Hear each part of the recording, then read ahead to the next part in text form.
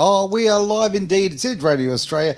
Great to have the company of the genius herself, who is feeling the pressure because you got the very important job there of clicking at the exact right second. I mean, come on, the pressure, the sweat on your brow. I can see it. It was close because I nearly couldn't find the live button because I did the Oh. countdown, Aaron, and it was like my brain just went, oh. So it just goes to show we can Under get pressure. paralyzed under pressure. You can find this happening. Well, hang on. You did find the any key. That's the most important thing, right? You are away.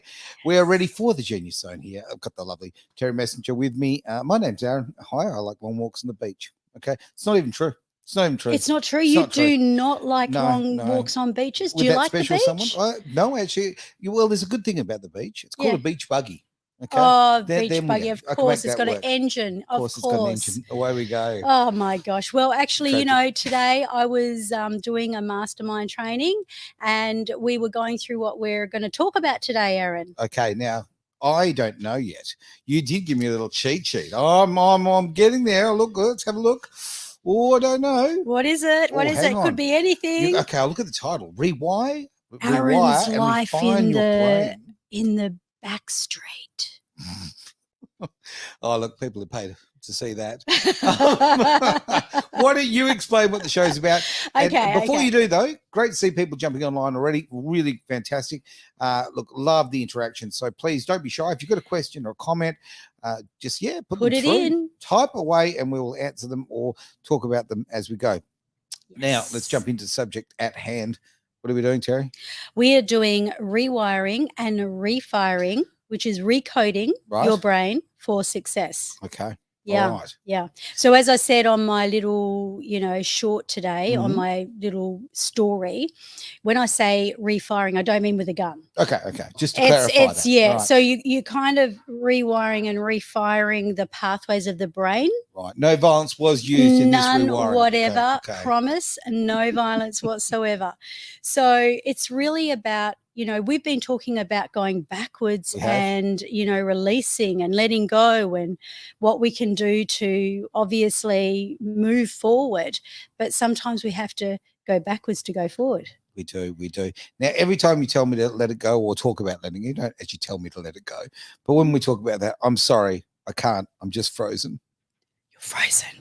Just had to put in the How about some warm water to melt it all down? Oh, okay, scotch maybe. That'll do. Well, scotch. Well, you know how you were saying before backstage that you were feeling really tired? So tired. Cannot tell you, fighting to keep my eyes open. I really am. It's been a very full-on few days. It has indeed, and we've had lots and lots of stuff going on around here. We did a workshop on Saturday. We did. How good was that? I enjoyed that. I really enjoyed that. And talking to people afterwards, people got a lot from it. So it's really cool. Excellent, excellent. Well, it's interesting because I've got a lot going on in my life too right now. So it was almost, I did an Aaron. Oh, dear. I put everything in a box and I put it to the side and went, right, let's do this. And then I asked myself the question, because remember the power of questions. And I said, what can I do today that's going to make it easy, seamless, and it's going to really, allow everyone to enjoy it? Okay. Interaction. So we did a really interactive, like a fair dinkum, not to sound like a knocker, but a fair dinkum workshop where people were able to interact. And I think that did you notice everyone kind of got together and rapport very quickly? Really did. And I was blown away by how quickly people would contribute. Now, normally when you ask for a volunteer, for argument's sake, everybody's sitting on their hands. Someone's waiting for, there's got to be an extra somewhere in the building. Come on, we'll find one. Man, you asked for it, basically put the suggestion forward. Everybody jumped on it. It was great. Amazing, and it's the power of, because it's quite easy to get into a room and for everybody to want to, keep to themselves because they don't know people. Right. So they're stiff-necked, they're frozen, they're hoping they're not going to get chosen. And then, somehow the rapport, I think this place too, Aaron, there's something about the atmosphere here. Glad to hear that. So it's really grungy. I love the fact that it's very grungy. People love it. And, of course, location. As one of our members said. Very, very true. We are in the centre here. It's a brilliant spot. But I wanted that atmosphere. I want when people come in here to feel comfortable and to feel inspired. Lots of different things, lots of color, lots of subject, lots of pop culture as well. Yeah. Like music stuff, movie stuff, car stuff, all of that. Because there's nothing worse than walking into an environment. There's plenty of things worse, I guess, but in this case, why walk into somewhere that doesn't inspire you, right?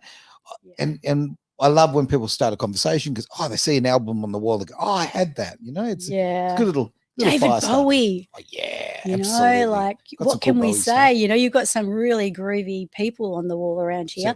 So it was really good, and I really enjoyed running that workshop. And this morning I really did something quite interactive as well, because I began the recoding, rewiring and refiring. And what I said to everyone is, okay, so in the last time we all met, we looked at going back, as you say, to the future and eliminating a lot of stuff, like what is it in your life? Because quite often, as we've talked about, people want to be great. They might want to be great at sport, or they might want to be great at, music or racing cars. And mediocrity is dull. Okay, it is really. It really is. It's overrated. Hang on. If you're not sitting on the edge, you're taking up too much space. Come on, right? Was that a pun? Just a little bit. Always on the edge of glory around here. Damn straight. No, but I mean, look, okay. To our knowledge, we get one crack at this world, right? We do. Maybe I'm wrong. Hopefully I'm wrong. But the thing is, we get this life. Well, this is an incredible opportunity. Why would you waste it, right? You know what? You see the pretty girl, go and talk to her. What's the worst that she's going to do? Say no? Whoopie-do, right? Yeah. Okay, just have the cookie, right? Drive the fast car or whatever. Go in the hot air balloon. Whatever is going to be whatever your thing. Flicks your switch. Whatever floats your boat. Damn straight. Oh dear, we're doing a lot of rhyming around here, but it's so true, isn't it? It's so true. It's how it fires my brain, though, Aaron. Is it really? Yeah. So everyone's got to make associations, and I think we've got a question in here later about that and how to fire your brain in terms of intelligence. Yep. So that's going to come up. Oh yeah, you've been the one being organised today. I didn't actually do the list, so look at this. I've been a bit naughty. Okay. I actually did this at about 7 a.m. There we go. Some of my best work, I thought, I'm going to smash this out. I'm going to really get, what we're going to talk about. Let's find out what people want to know, get their questions answered. In my mastermind this morning, we had a really great time because this one's a small group. Okay. And then the next one is going to be much larger. So that's offered to the public as well. So in this group, because there was only 5 of us, I was able to go around and say, okay, what is it? You know how we go deep into the questions. For sure. And you saw that in action on Saturday, right? I did. Just couldn't believe how deep people went too. It's quite surprising. Yeah. And without going into the mud and really navigating so successfully. I want to give you a big compliment as well.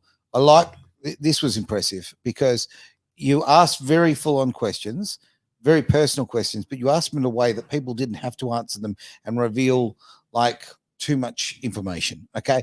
Yeah. How would I describe that best? You didn't make it, you weren't intrusive about it. You actually were able to talk about the core of what was the issue here, not sort of the superficial side of it. And I think that gave people the opportunity to talk about it and feel, even though you're sitting there and you're talking about yourself, it gave people the ability, in my opinion, to talk with almost a level of anonymity. You know what Freedom. I mean? Yeah. Yeah. Liberation. And it wasn't that whole, the joking is, asking for a friend. Well, people were able to ask the question and they didn't have to put that caveat on it. Yeah, it is. It's quite amazing. As I said, it does derive from CBT. Okay. And the cognitive behavior therapy model would have to be one of the most powerful models in psychology. Right. And yet it actually formed, from the best of my knowledge, from Nero-Linguistic Programming. Oh, really? Yeah. And a lot of the counselors and psychologists. And, it's keeping to the questions. And I gave everyone the questions, so they got homework now. Yep. So they could be talking to their family. They could be talking to anyone. And all they have to do is kind of, that's right, let's stay with the what question. And, one of the people there that day said, well, how do you know when to turn it around? And this is relevant with the rewiring and refiring, because he obviously watched and he was very intensely watching. And he noted that we were looking at going deep into the problem. So what was the problem with that person? Where did that come from? Did it feel like? What was it that is going on in their world? And then bang, you kind of hit gold. Yep. And then you switch it. And this is the switching around where you're rewiring and refiring. So you then move them to, well, what is it that you truly want? And then, of course, because they've been able to go through that element, and that person asked me a very clever question, and that was, how do you know when to do that? Okay. And, how do you know at the point? Because timing is so important, right? Yeah. Yeah. Absolutely. It's like car racing. Damn straight. Basically just about the most important thing in the world. No, but it is, if you are, people talk about, self-discovery or finding themselves, or just, life improvement, right? Improving your lot. If you're not ready, don't waste your time. Okay. You've got to be in that mental space. And I think you take baby steps to get yourself into that space. Exactly. Because otherwise, if you try when you're not ready, you'll not get there, right? Like, you'll sabotage yourself as you go. So I'd rather sort of suggest you take little baby steps, prep yourself kind of thing for it. Yeah. And I want to again just say, I don't want to give away, not that, it's a great secret, but I don't want to give away some of the fantastic things that you did the other day when we had the sessions, but because I think it's best if it's one-on-one, and I don't feel like I can relay it as well as if you're there. And when you say one-on-one, you mean on the chair, on the hot seat, even in the class. Yeah, even in the class. But when you're physically there, rather than sort of just playing this way. But the way I was really impressed by the fact that you're able to just with very, very subtle things turn a lot of things into past tense and give people the ability to move on. Because if you're living in it, when you're living in it, damn, it's hard to let go of it, right? But when you can go, it's in the past, and clever use of language, just simply changing a few words. They call it sleight of mouth. Oh, sleight of mouth, right? Not sleight of hand. No, it's sleight of shells mouth. moving everywhere. No, but no, I just think it's it was a very clever way of making changes, and real wholesale changes in the way people go about things. I think without being tricky, intrusive. Yeah, that's better. Yeah. I totally get what you mean. Very, very good observation as well, because timing is of the essence. And I was quite taken aback actually from that member, because he hasn't done a lot of NLP from the training aspect. Right. So the fact that he asked me that question, how do you know? And how do I know? I can share this. However, because you watch the person's face and you check their sensory acuity, which is the way they respond. They might do something very simple like, did you notice a few breaths? Like, you'll notice next time, like you'll take notice, because when people get the right question, they tend to breathe. And also if they say it, right? Hey? Because there's a relief. Yes. Yeah. Yes. Yeah, even if they're really battling with something. So then turning it around, it's like the book that Dr. Joe Dispenza wrote, which is The Habit of, stop being yourself. I know that it's the habit, quitting the habit of being you. Okay. And he's referring this to the old style where maybe you made, less resourceful decisions. You weren't as successful as you wanted to be. Sure. And look, people are doing well. Like a lot of people I'm, dealing with, they're doing quite well in their lives. But they usually are quite insatiable. So, so everything becomes their new normal. So as they creep up and they get rid of that, they almost forget that that's where they were before. And it really annoys me. It's actually a real annoyance, because clients sometimes forget what they were like when they were in a bad situation. Why? Because it becomes their new normal. Look, I can see pros and cons on that. I mean, you're leaving the crap behind. Yes. Okay, so I mean that's a very positive thing, but you also need to keep it real. Okay, you got to be a bit Keanu Reeves about this. You know, you've got to just because you're making millions of bucks, you can still ride the subway. Yeah, I'm using him as an example, right? Yeah. But you just never forget that. Okay, when you leave this behind, it's great, but we're all still putting our pants on one leg at a time. Okay, we haven't changed. Yep. My mum gave me the best advice in life as far as that goes, and she said, which she said many different ways, many different times, but don't believe your own advertising, right? Don't believe your own advertising. Now, ooh, I'm going to steal that. And this came from when I was racing, and what happens in anything like whether it's sport or academia or whatever, or celebrity, what happens is you get surround yourself in people who just constantly pump you up and constantly say nice things about you, right? And you start to believe that that's who you are, right? But you're still the guy who puts his pants on one leg at a time, right? Okay. So you've got to keep it real. You've got to keep it real. You've got to keep it real. Yeah. And I think this goes whether it's be sport or business or whatever it happens to be. Yep. And with your mind, I love that people leave the old negative, the stuff that's holding them back. I love that they leave that behind and they. Yeah, it's actually a good thing. I mean, it's a bit conceited and egotistical for me to even say it really irritates me when people forget. It's actually it's a blessing. I bet so. It means you're kind of doing your job well. Yeah, right? Exactly. But it's just like, can't you remember? Like, don't you realize? But it's, like the example that I said about the lady who went from having $37.50 in her bank account to becoming a multimillionaire. Yep. And when she was asked the question of, wow, what did it feel like? What did you go through? What did you experience? We got a very underwhelming response of normal. It became her normal. Yeah. So at every level, it becomes your normal. If you quit smoking, it becomes your new normal. Sure. If you let go of anger, it becomes your new normal. And when you let go of things that are holding you back, your new normal becomes a nice place to live. It is. Right? It really is. And like sometimes, and I'm a ridiculously nostalgic person. Okay. But sometimes you've just got to move on in life. You've got to, I can't tell you how silly I am about the things that I've kept through the years, whatever. And, a lock of hair from my daughter's first haircut. Oh, that's cute. Yeah. Sentimentalist.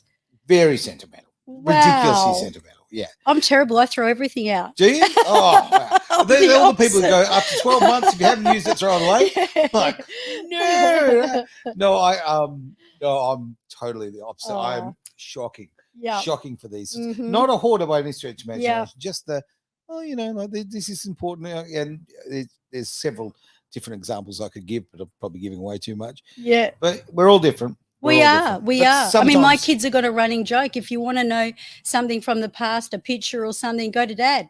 Don't go to Mum. Right? Well, that reminds me of that great joke that I will get cancelled for. Right? Why do women make the best archaeologists? Because they are always great at digging old shit up. Ooh. Was that racism? Oh, no, prejudice. That's misogyny. Right there. Right there.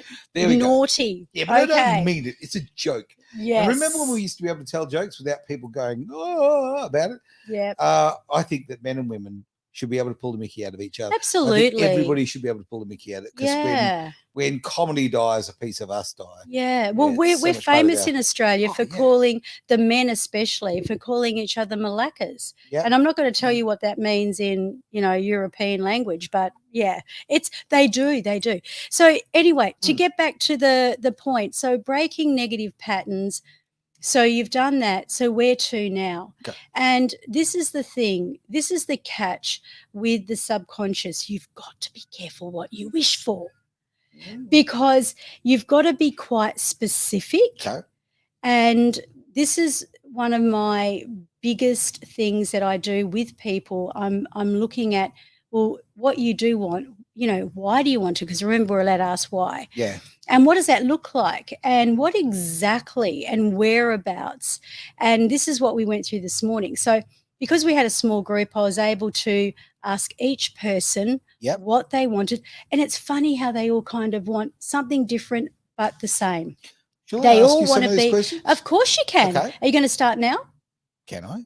You can. I mean, no, I don't want to get through. No. I was just going to say. So what we did was once we got everything together and we understood what they wanted, how it was going to feel, what it would mean for their life. Yep. That's when we went into this beautiful meditation, Aaron.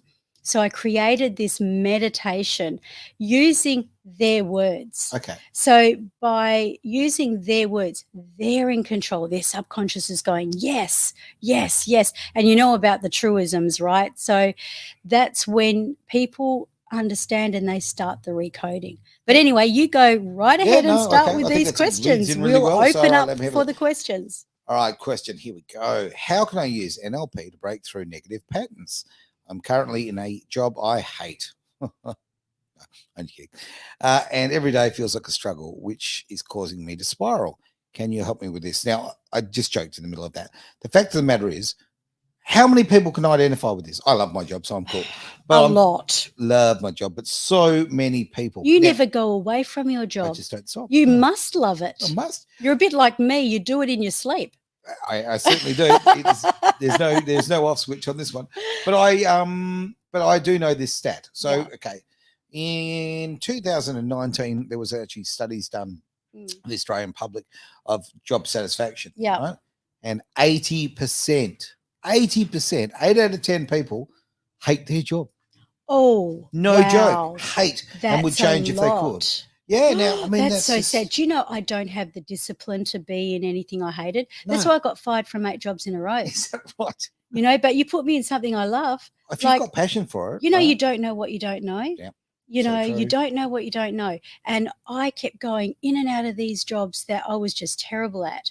And I'd get every job I went for and get fired. Okay. And so I was great at that. That was awesome. But I lost a lot of self-esteem along the way. Well, you were getting fired. I mean, it does. Knocks you around. It was devastating. Very, very personal. I mean, especially on the 8th time, I'm like, how am I going to go home and tell mum and dad this time? There's a pattern forming here. Hang on. Oh, my gosh. Yes. It's not you, it's me. Yeah. So I became, that's when I realized I was unemployable, and that's when I went into real estate with my parents. But, backing it up before that, I fell into a sales role, but I remember going in for an interview, and I happened to have a man who was quite wise, and he was looking at me and he goes, and I went, did I get the job? And he goes, yes. I mean, no.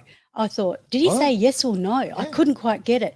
And he went, yes, you've got the job, but not this one. I'm like, okay. I was, going like a lamb to the slaughter. And I was ready to go in for the same old that I was getting fired from. Right. And then he said, no, I want you upstairs in the sales department. He offered me a car. Right. Back in them days, I was 18 years old, Aaron. Oh, yeah. Like that was 2 years ago. Of course and he, do not fact check that. Yeah. Back then, yeah, way back then in the 80s. Yeah. $500 plus a car. That's a lot of money. It was top coin back then. The car. Yeah. That was status, baby. And guess what I said? You said no, didn't you? How did you know? I have no idea. It just felt like the right thing to say. I said a big fat no. Why? Because he believed in me. Oh, and you can't have that now. No way. Yeah. And this is the thing. Why do we set these limits on ourselves? And if somebody else who is in a sales department, who understands what's needed for sales, if they see the genius in you on that one, why can't you see it in yourself? I couldn't. I didn't know, because you don't know what you don't know. No. So, I did fall into another role, which, selling shoes. And I sold 12 pairs on the first day. And then I have to brag after telling everyone I got sacked 8 times. But, look, I guess bringing it back to the question, right? I am not a disciplined enough person to stay in a 9 to 5. So the first thing I'm going to say to you is you're a freaking legend. And I'm going to tell you the same answer as I gave another client of mine. Now, she had developed a lot of rapport with me, and she knew this stuff worked. And one day she came in and she goes, Terry, you've got to help me. I hate my boss's guts and I've got to get out of this job.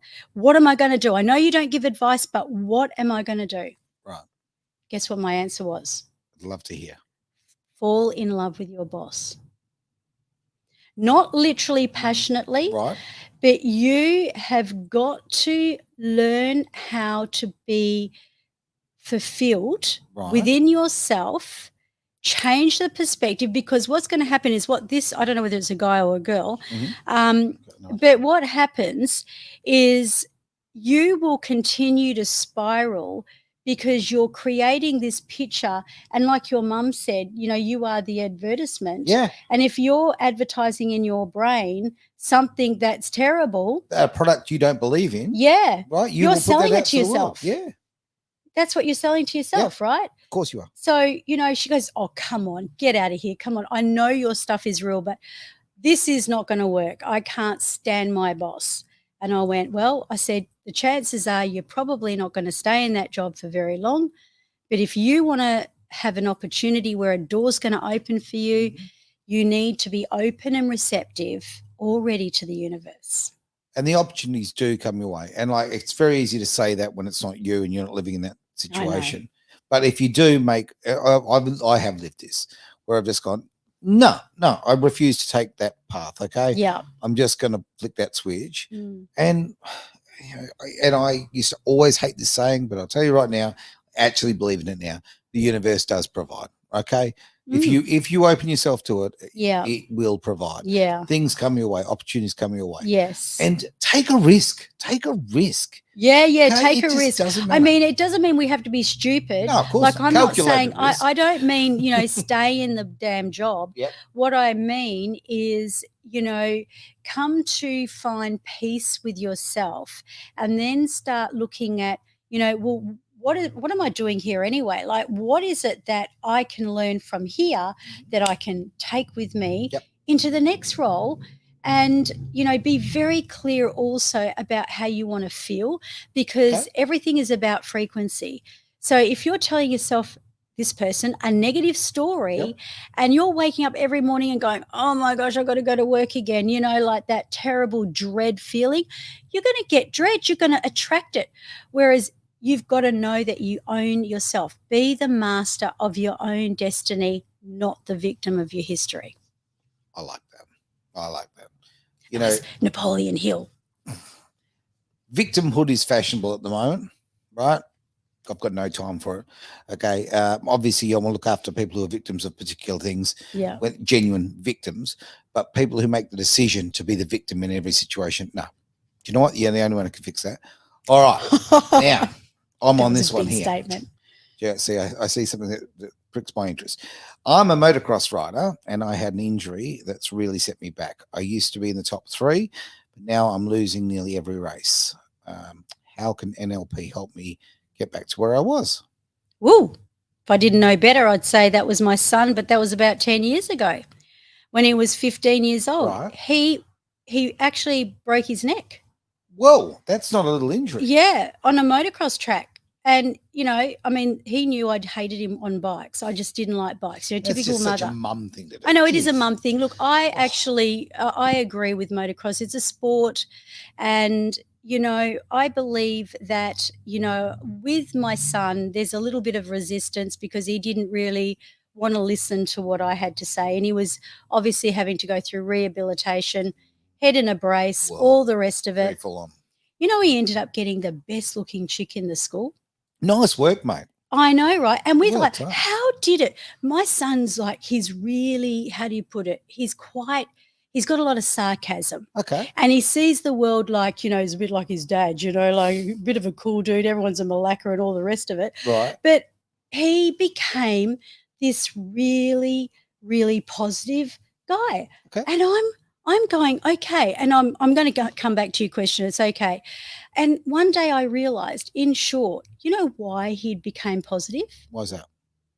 His head was up in the air from his brace. So he's always looking up. He was looking up, and you cannot feel bad, Aaron, when you're looking up. And I thought if I would ever running a rehabilitation centre where you're dealing with depressed people, put him in a neck brace. It changed his world. That sounds almost silly enough to be actually true. But it is true. Yeah, no, it that's happened. kind of my point. Okay, when you're depressed, where do you look? Down. Exactly. When things are tough, where do you look? Down. Yeah. Yeah, looking up is the look of optimism. So I get that. Strange, but all right. Yeah. And and now I'm going to talk about a horse racer who was quite prominent in Perth. Right. And, you know, he's not on a motocross, but he is on a horse. And what had happened was, you know, this is his whole thing, and he was very avid at it. And he came and saw me. But there was a man that used to be my friend. He passed away, but he said, "Oh, that guy's famous. You know, he's one of the horsey blokes."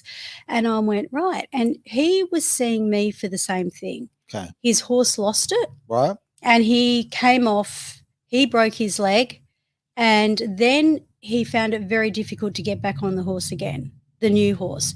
And I said to him, look, what's happening here is you're running a movie. So instead of, you know, being on that, like, how did you used to think when you were winning, when you were on the winning streak? Sure. Were you in the same mentality? He said, no. And I went, like, what are you thinking when you jump on that horse? He says, I'm just seeing the image of what happened when I lost my last horse, when I broke my leg.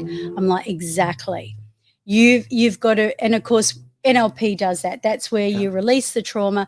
He actually he started going up again. But you've got to be able to recognize that that's the past and this is the future. Yeah. And there is a learning you can take from that, but it doesn't have to kill your sport or your hobby and put you into a situation where you're paralyzed, because it's just a movie. So think of it as, this is a movie, put it on the shelf like Aaron does with the boxes. Yep. And roll on and keep on keeping on. Oh, I like that. I like that a lot. And I can actually identify with that. I've had sort of similar things myself. And it is hard to get that past that psychological block. So, all right. Now, oh, look at this. Okay. Both you and Aaron have talked about your own personal struggles. I'm going through a messy divorce with 2 small children involved, and it feels impossible to get my wife to cooperate. What would you suggest I do? I reckon you might be able to tackle this one. All right, sit down, get comfy. Here comes my answer. No, let's get a drink. Yeah, that's right. There's so much to do. The first thing to do is, without any doubt, just keep calm, okay? Just keep calm, because that's the hardest thing to do. This is such an emotional experience, right?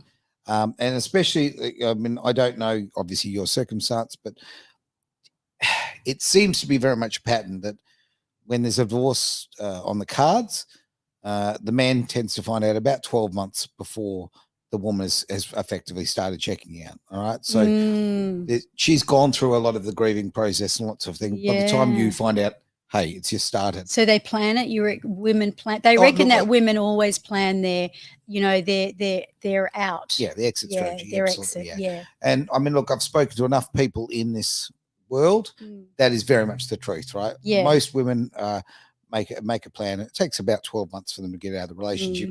So, and this is something I didn't understand, certainly when I was in the middle of it all, because I can't understand, hang on, this relationship's ended. Why? And I'm feeling great pain. Why are you feeling no pain? Well, because you felt it ages ago. All right. Yeah, right. So we're at different points here. Okay. And that is a really big, tough thing. So, try and stay as calm as you can. Stay as logical as you can. It really depends. Like on this, I think, look, messy divorce. The word messy. I hate to be like this. They usually are, aren't they? Though? Exactly, because you know what, this is someone you're splitting with who you loved, right? Yeah. You had that bond, right? Yeah. So when the love's gone or something's happened or whatever, of course it's going to be messy, because how can it not be when you're losing someone you've had that sort of that link with, that passion with, whatever the case may be. Yeah. But here's, sorry to be like this, but this is something that's important. Record everything. Go get yourself a recording device, a camera, and record everything. Sorry. Unless you document everything. I do agree that you do have to keep, because if you end up being in a situation with a person that's very vindictive and unconscionable, I think they call it, then, you do need to do that. I absolutely agree. But, you said love. You once loved each other. But, what happens in this passion is that quite often, you know what the opposite of love is? Hate. It's not. It's indifference. Oh, yeah, good point. Good, It's apathetic because you go from loving someone to meh. You don't give a flying toss anymore. That's very true. But hate is still a passion. So it's kind of like almost neck to neck. So actually, from where I'm standing, if a person is really vindictive and they're throwing daggers at you, the greatest thing you can do, what you just said, stay calm, but let it just slip off like water on a duck's back. And I guess in the world of where I'm coming from, the law of detachment. So you've almost, because if you fire up, what you're doing is you're creating a war.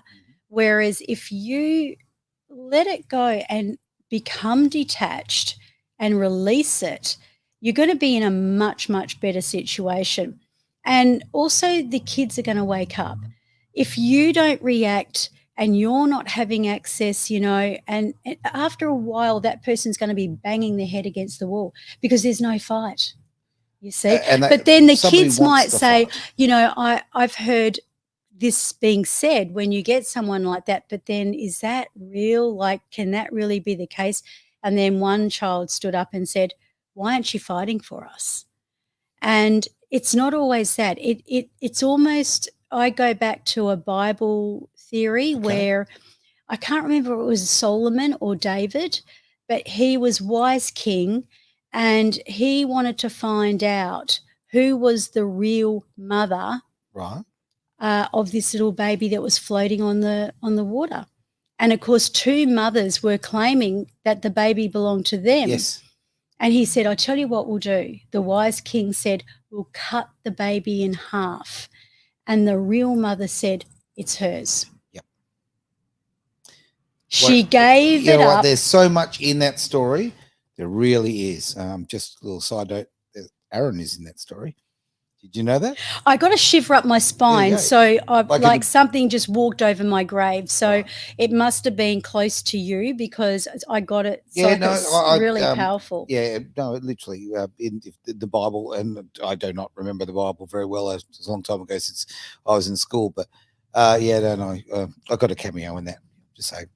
It's the law of letting go. It's the law of detachment, and it'll come around. It does actually work, but you've also got to set up.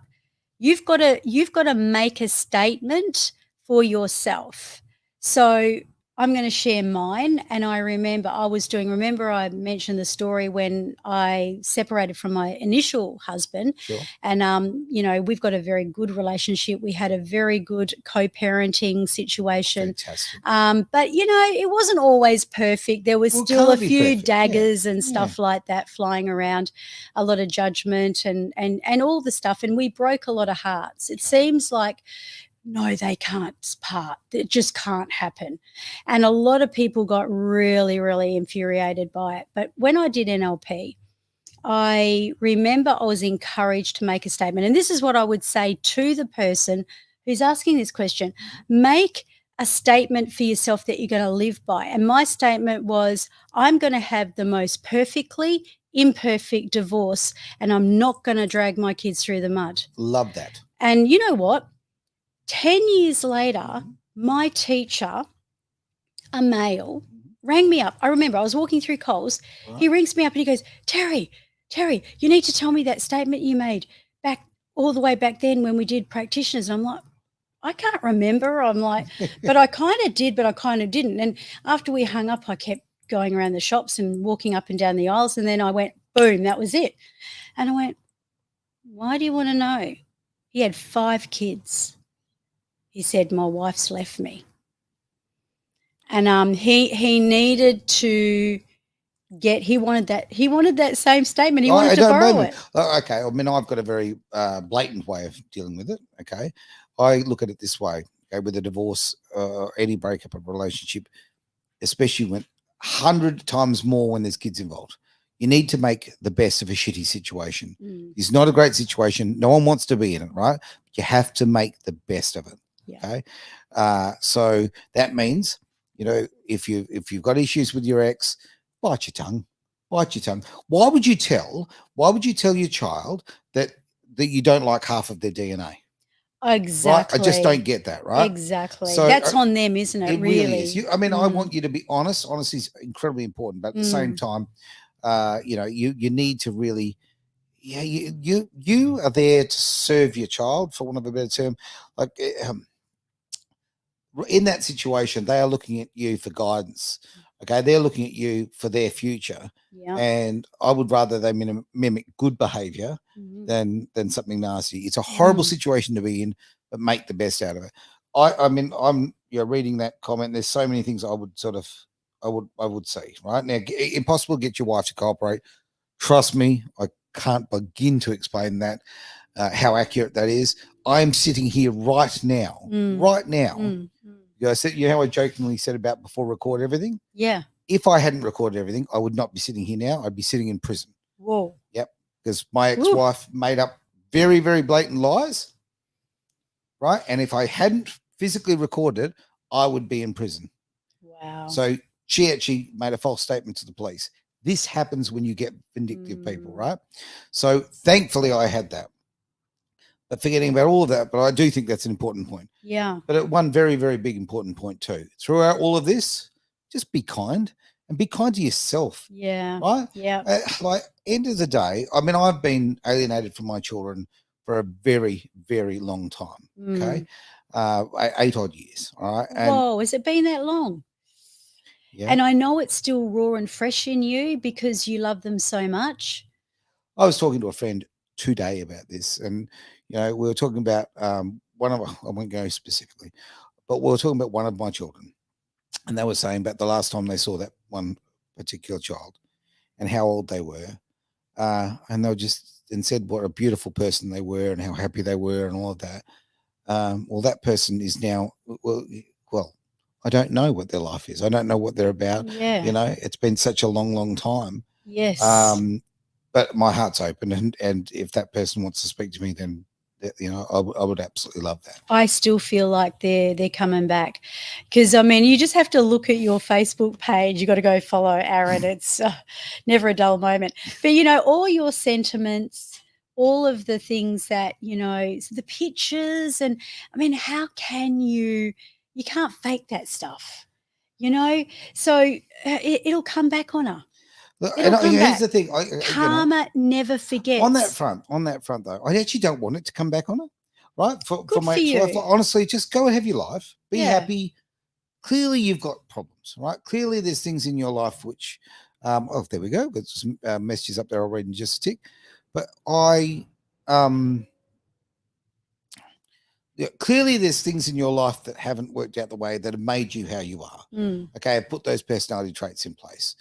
Clearly, you've been hurt, all right? And, hurt people go on to hurt others. People, yeah. Okay? So I accept that. I understand that. For the first couple of years, did not understand that, right? I'm now in a situation where, no, you slow things down. You think about it more deeply. You try and look at someone else's perspective and go, okay, now I understand. Okay, that's a pattern of behavior you saw growing up, and therefore you want to recreate it. Yes. Okay? So no, I actually want, in my case, you're a master NLPer here. No, I don't know about that.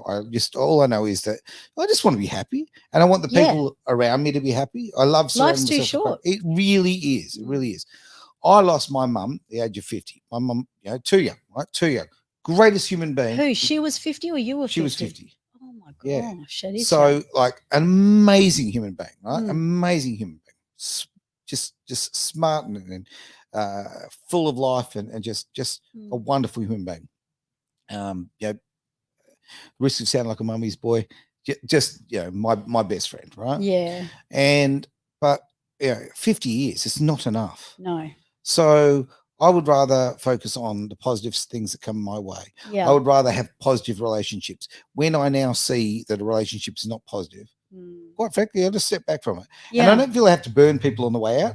Okay. No. And it comes back to that be kind thing that I mentioned before. Like, honestly, be kind, because you don't have to. It doesn't have to be dramatic. Yeah. It's okay. You know what? Yeah.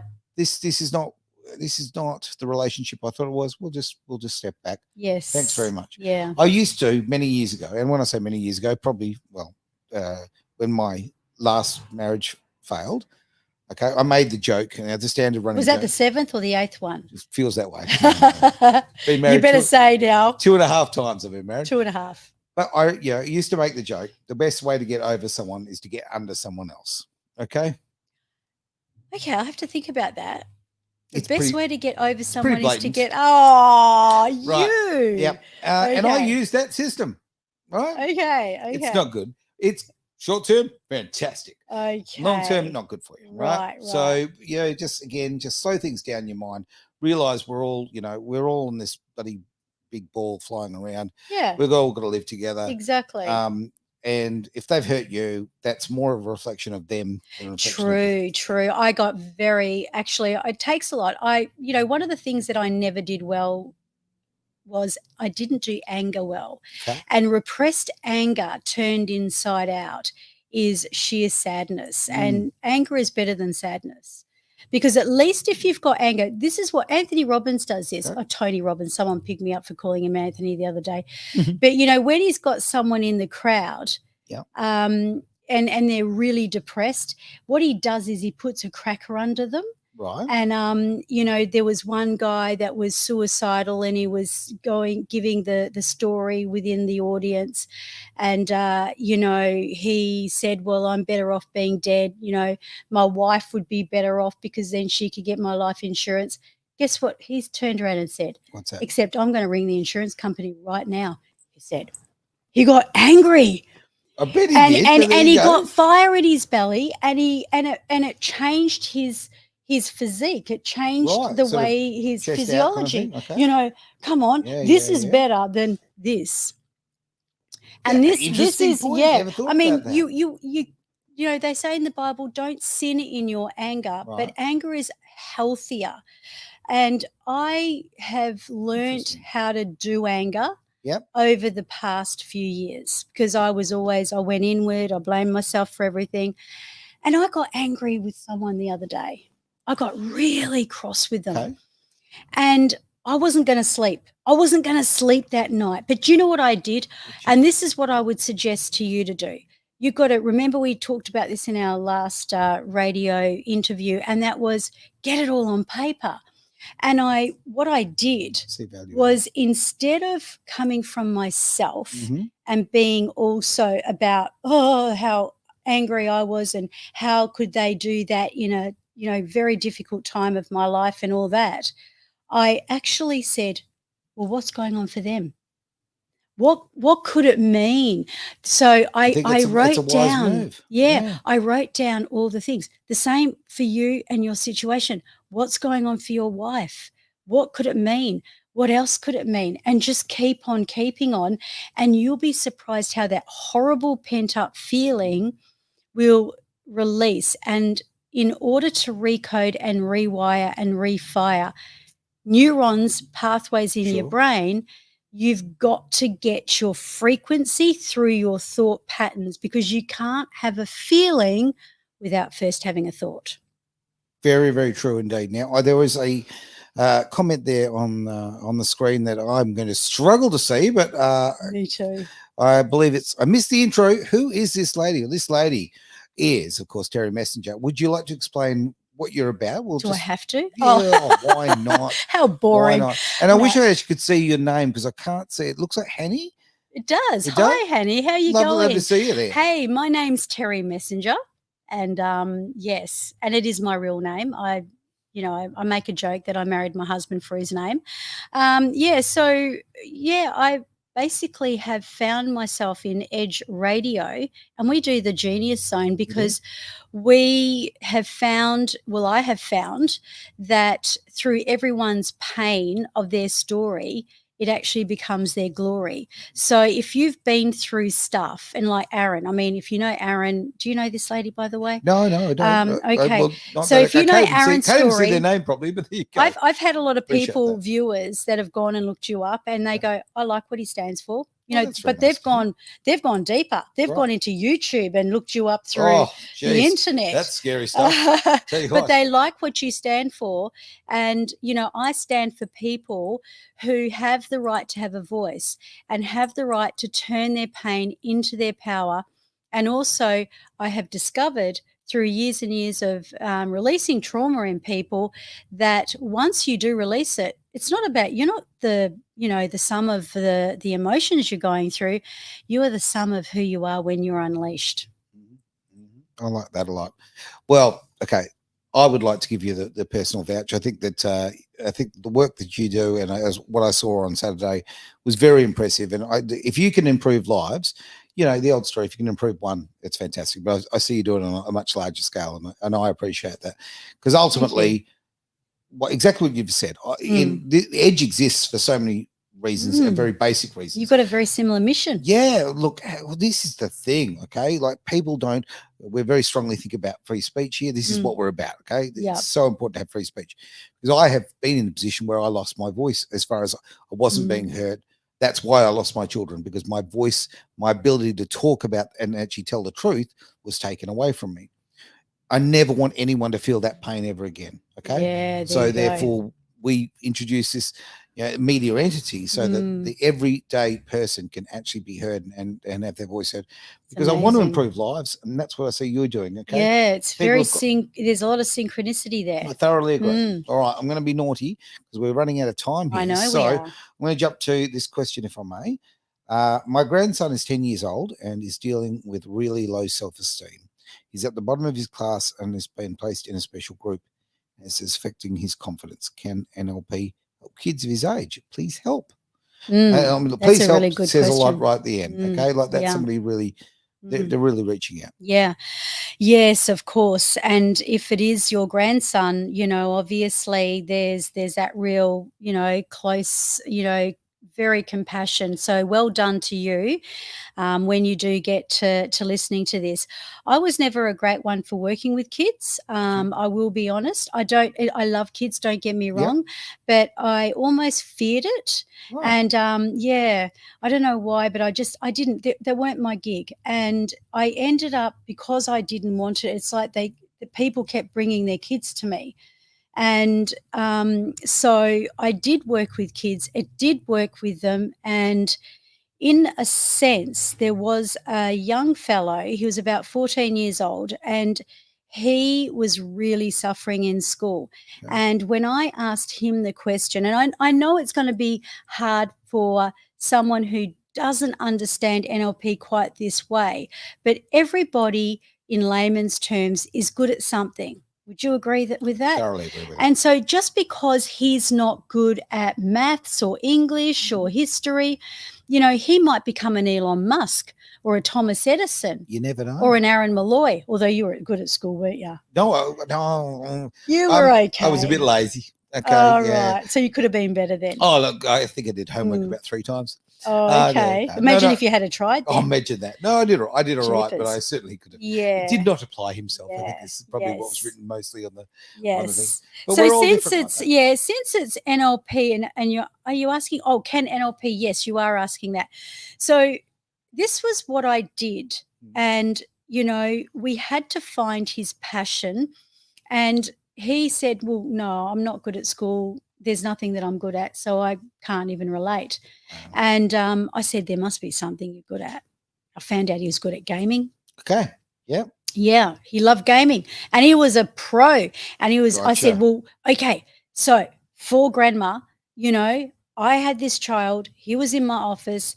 And what we did was we got his brain, and I know this sounds really woo-woo, to channel that mentality, frequency, energy of how focused he is when he's going like this, right? Yep. And because he would channel that, what we did was we shifted it into his schoolwork.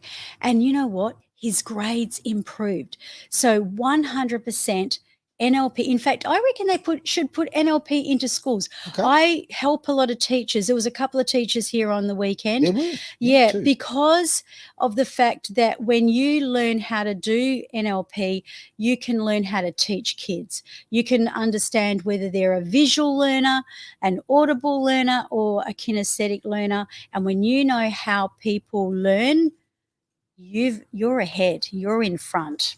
So I hope that helps. I think it really does help.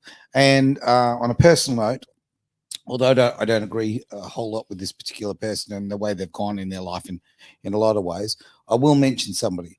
There's someone I went to school with, right, who was not good socially, was not good at sport. Academically, to be honest, I'm not really sure. Seemed to be sort of very, from the outside looking in, this kid looked pretty lost. Right. Okay. Sad, yeah. Yeah. Okay. No one talked to him. I chatted with him a few times, but he was very, very incredibly socially awkward. And that kid is Rove McManus.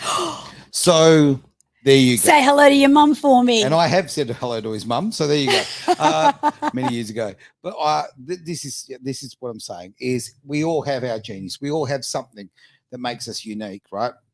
And obviously he's gone on to, pretty amazing things. Yeah. And, good and bad. But the reality is he found his spot. That kid did not look like he had much of a future. I think he's done all right. Oh, I think he's done all right. So there you go. Just goes to show. Yeah.